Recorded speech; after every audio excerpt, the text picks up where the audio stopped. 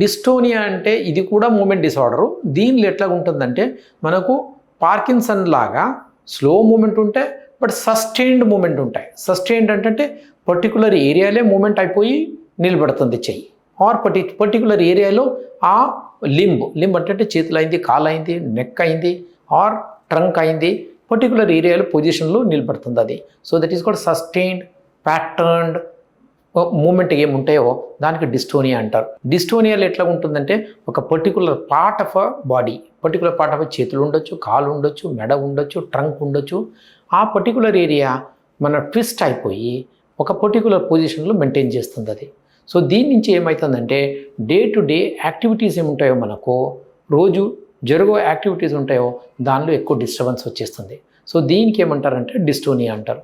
Dystonia కూడా మనకు usually కొద్ది డ్రగ్స్ ఉంటే డ్రగ్స్ నుంచి కంట్రోల్ చేయొచ్చు, ఆరల్స్ డ్రగ్స్ తక్కువ కాకపోతే మనకు ఇంజెక్షన్ బోటాక్స్ అంటారు, బాటిలినియం టాక్సిన్, బోటాక్స్ ఇచ్చి కంట్రోల్ చేయొచ్చు.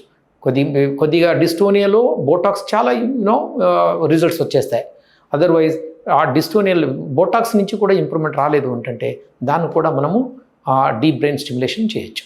మెడ్ ప్లస్ లో అదే మెడిసిన్ అదే క్వాలిటీ, మార్కెటింగ్ డిస్ట్రిబ్యూషన్ ఇంకోటి అంటూ వీళ్ళకి అదనపు ఛార్జీలు ఉండవు. అందువల్లే 50 to 80% డిస్కౌంట్ లో మనకు అందిస్తున్నారు.